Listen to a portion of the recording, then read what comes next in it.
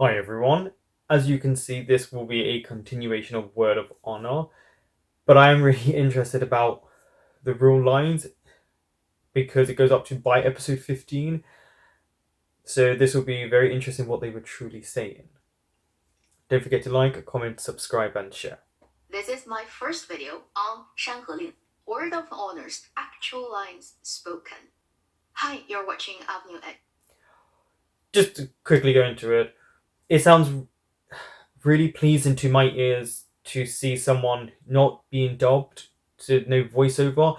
I know it's something we all just kind of watch and get over, but for me, the way I learn things is by being able to see people's mouths moves, especially having eyesight problems.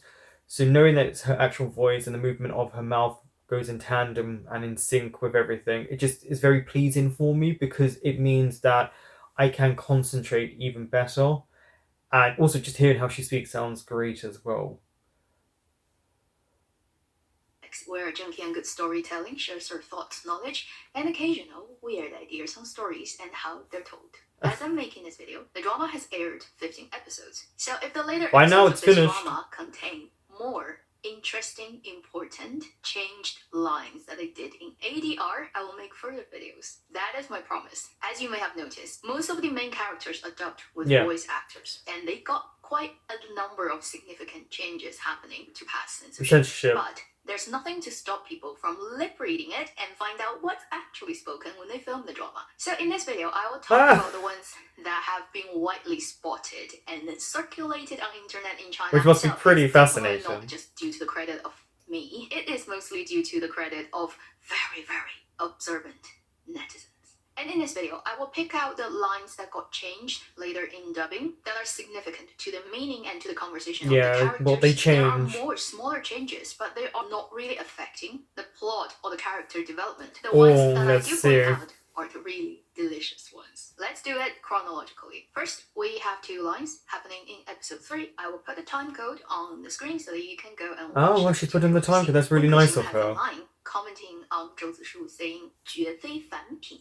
Definitely not with an ordinary character or quality. But actually what was spoken the definition by the actor here was 必是美人, must be a beauty. Literal translation would be beautiful person. And in this drama, you will see Wen Kexing multiple times reuse this word to describe Zhou Zishu, and mostly it got overdubbed with something like 非凡 or 绝非凡. But that makes sense why they had to censor that. When they were at this hotel place and they ended up in the courtyard, Wen Kexing talked to Zhou Zishu and saying, I'm pretty sure when I take down this skin of yours, inside of it there must be a hidden huge surprise. 里面一定藏着个好大 listen to her speak, it's really nice. That's a dubbed line. The actual line spoken by the actor was 里面一定是一副罕见的美人胚子. Inside it must be a very rare, beautiful person. And 美人胚子, just another word for 美人, but more specifically saying you're kind of naturally born with it. Because the word 胚子 means the base of a chinaware, a ceramic, before it got through the fire. It's still in its clay stage, hasn't been fully processed, but all the necessary element is already there. Then let's move on to the next episode. Again, this is why it's fascinating to watch videos like this, because to know the true meaning and kind of, like again, to get over censorship, which makes sense to know that they had to do this, but hearing what, or finding out, I should say, what was actually said does change a bit of the dynamics, because it also, in my mind, makes Wen Kexing even more of a flirt. I don't know if that with anyone else, but the fact that he's so enamored by Zhou Zishu's beauty, and then the meaning behind it is even more significant, I think even more poetic. Episode 4. Around the middle of it, when they were by a lake and then just fought off this person with a pipa, Zhou Zishu returned the xiao to Wen Kexing. Wen Kexing said something. 只不过嘛，阿旭，你武功这么高，五音全不全？有空我再教教你。But the thing is, 阿旭, your martial arts, your skills is so impeccable, but you don't have an ear for music. When I get a moment, I'll teach you. But Okay. what was actually spoken by Gong Jun at the time was 只不过嘛，阿旭，你人长得俊，箫却吹得不怎么样。有空我再教教你。So the first part is the same, 只不过嘛, which means, but the thing is, 阿旭，你人长得俊。阿旭, you are Good looking. 箫却吹得不怎么样。But your playing of 箫, is not very good. The last part is the same. When I get time, I'll teach you. I think this is done for the purpose of taking out that flirtatiousness. Yeah. And also, 箫却吹得不怎么样。吹 blow actually in Chinese slang is the same meaning as the word blow in English slang. And you know, having a pipe-shaped thing and blowing. Very phallic. That's as far as I can go for this video. You know what I mean. So I'm pretty sure they're trying to take that connotation out as well. Well. Naughty. Moving on to episode 6. A lot of... Okay. Again, they taken out his more use of beauty and descriptive nature of Joshushu. So we see why, and then that connotation with something that may be phallic and a description of it. That makes a lot of sense. You can see why they took out a lot of things. But I will say they still were able to get away with a lot. But for the part, I think it's quite fascinating because it really does. I mean, we all think Wen Kuxin is very flirtatious as it is, but then hearing the actual lines heightens what he says tenfold. And you just think, I can imagine he would be making Joshua blush constantly with what he says. It also changes the smiles and looks that they give one another. The lines were spoken that got changed, but everybody noticed that. When they were fighting off all those zombies, Wen Kexing was under the influence of that incense and he got back to his as a child, mind as a kid. And he jumped on the back of Zhou Zishu and said, 娘背我娘的蝴蝶骨最美了. Literally means, mother, your shoulder blades are the most beautiful. But what was actually spoken by the actor at the time is, 子书背我，子书的蝴蝶骨最美了. Yeah, that's very obvious. You can tell like the lip really doesn't sync up. Then when they got out of it and then got back on the lake again, it's like they don't have extra set. This is a very poor production. Same lake. Wen Kexing is trying to clean up Zhou Zishu's wound on the back, and they had this conversation. Wen Kexing said, 和我逞什么英雄，被我扶一把不丢人. Which means don't play hero in front of me. It wouldn't make you lose face if you let me help you. And Zhou Zishu shouts back with 撑你奶奶的胸, which is a slang that's usually used in very northern part of China. 奶奶的胸 literally means your grandmother's bear. Okay, it doesn't make sense because it's slang. It doesn't mean grandmother's bear. It pretty much means like heck with it. What heck of a hero? What is that? What's actually spoken here was 温客行 said, 英雄救美就是这样，被我扶一把不丢人. Which is hero saving a beauty is just like this. You don't lose face by having me help you. 英雄救美. Hero saving beauty is a very common idiom in Chinese. It's pretty much the Chinese version of a dance saving that makes sense. In distress. And then Zhou Zishu's actual reply to that was 怕不是美人救英雄. I'm afraid it's actually beauty saving the hero. Wen Kexing was saying he is the hero, and then Zhou Zishu is saying he's the beauty that got saved. Whereas Zhou Zishu is replying, the no, opposite. It's actually the other way around. I saved you. But the funny thing is, he said 怕不是美人救英雄. So he's kind of acknowledging that he is the beauty in the hero and beauty relationship. A little bit of ego. The next day, they went back to check out the fighting marks in the bamboo forest. There's this most famous scene up to this point that got super overdubbed, that just has some lines that definitely wouldn't pass censorship. So, important scene, pay attention. Wen Kexing approaching Zhou Zishu from the back and saying, I've been told about this one.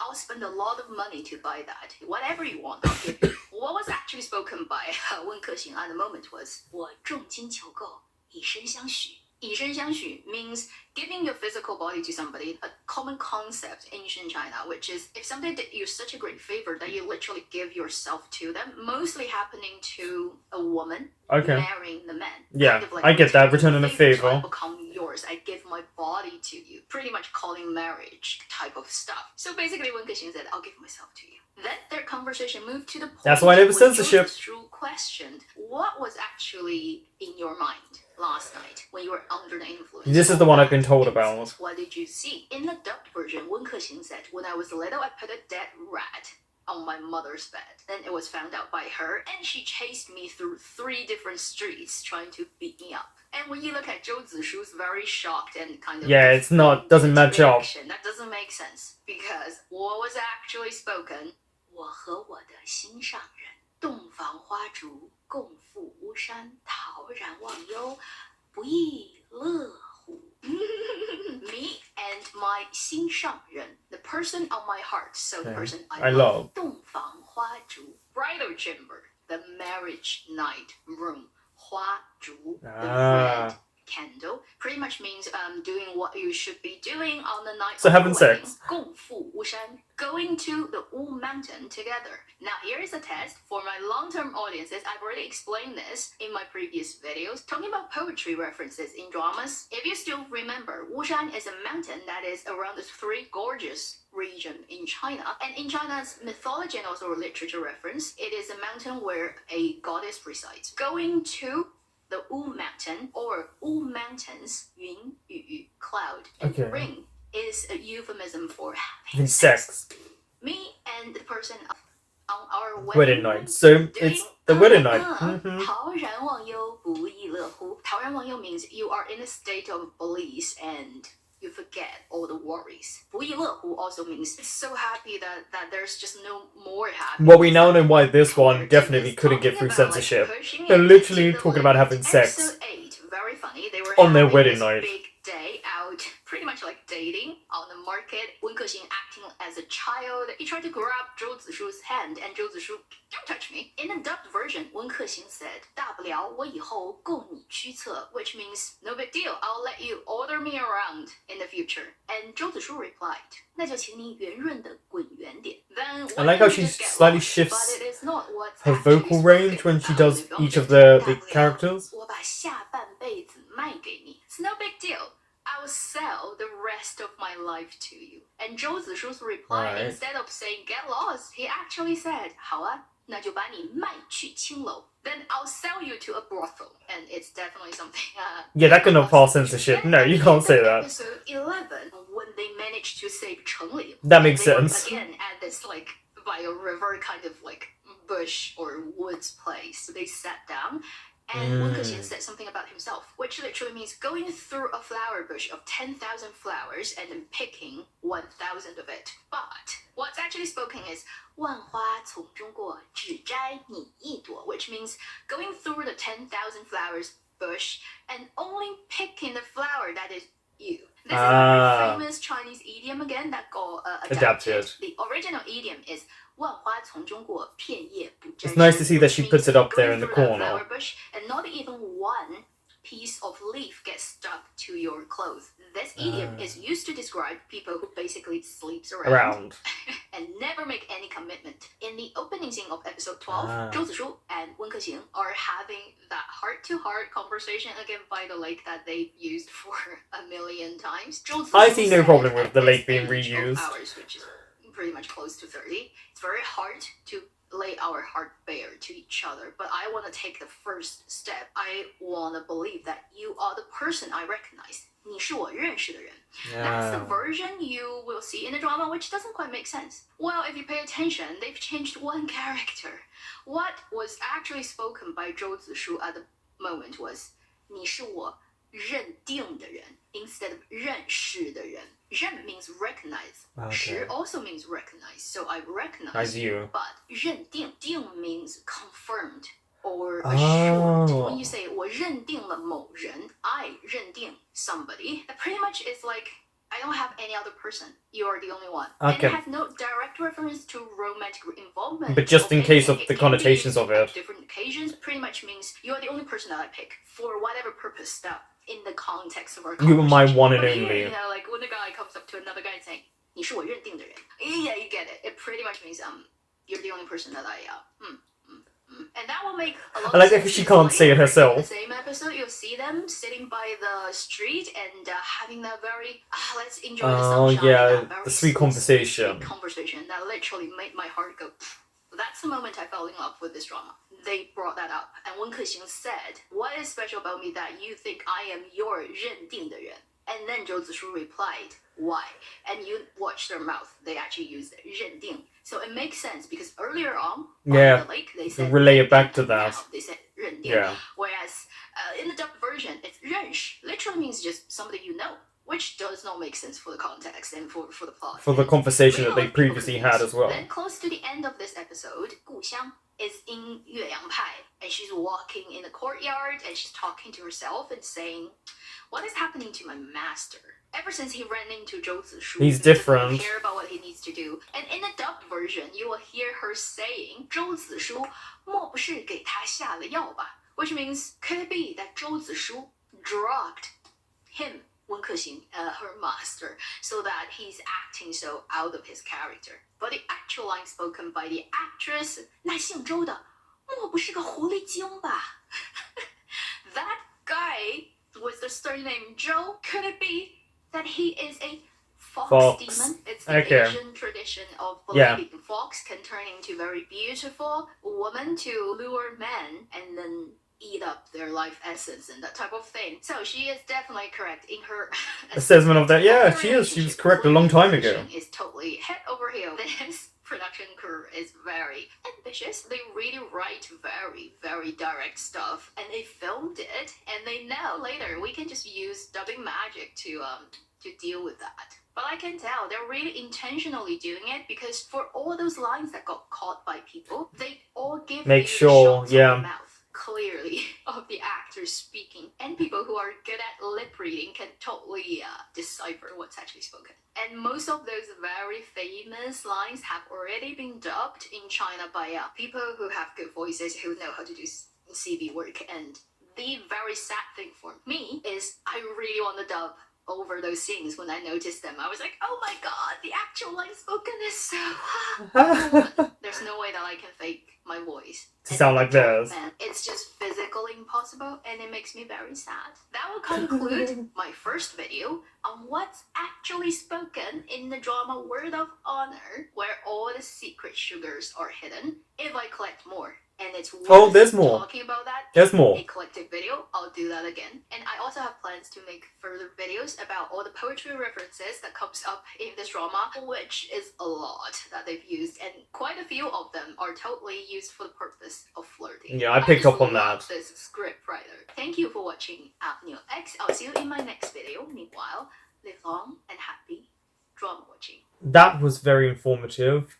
There are certain things that I had already been told, so I knew what those dubbings were, but it was nice to see the other ones that I didn't pick up on, maybe some other people didn't, and then to hear it explained. And also just heightens the flirtatious nature, but as she went along, it did make sense on a few occasions why there was a censorship to them, why they could not pass. You have to be very careful, but there was also nice telling of us of the Chinese idioms and slang, so that we can get a better understanding if we ever do hear something along that nature, or at least the lip sync is off, because we know its voice is dubbed over. So it was quite nice to hear her voice. Again, for me, someone like me who sometimes struggles, not just in general, like orally needing to see people's mouths move, just for me to hear sometimes. So it can get a bit frustrating when you're watching a show in any language, in any place. It could be even in English and it's dubbed over. Sometimes it throws me off if I see something out of sync, if their mouths move differently. So for her to explain it and to see all of that was really nice. Also, her little spin on it with her little moments of blushing and her not being able to say certain things herself. I just thought it was really informative. It was great, especially because, we had that one specific dubbed over moment about, their wedding night, that no way could they ever get away with it. But it was very clear the intentions of them, which I noticed, them highlighting the actors' mouths in those moments where you can clearly see they're saying something different. But I think that's also smart on the show, because technically it's been dubbed over. So they have gone with the censorship, but they just make sure, that people can read what's being said. and then those people will relate it to us, and that's always a joy. And the fact that she put up how to say the words and the writings in the corner, and then obviously her pronunciation. But it was just beautiful to hear as well because it's a flow, and because it's not interrupted by a dub in a voiceover. You can see how she moves her mouth and how words are said, and I just really enjoyed that. I thought it really helped me understand a few other, dubbed over lines, and just really shows Winkelshing's flirtatious nature and how he speaks, but also the beauty that is constantly relayed about Joshua. And it makes sense. I mean, they made sure to remind us that he is a beauty. He himself isn't too shy about that.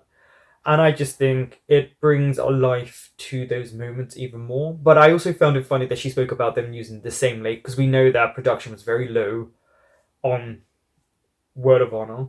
But for someone like me, that didn't bother me because the lake was beautiful, the sceneries were beautiful. But I can understand when someone who sees regular high productions of Chinese dramas to see this, it can be like, okay, you're reusing this again. We understand you don't have a budget. And I like that little personality moment she put in when she was reviewing those parts and saying, well, here we go again with the lake. Thank you for watching, and hopefully I will be back with the second part of her lip reading.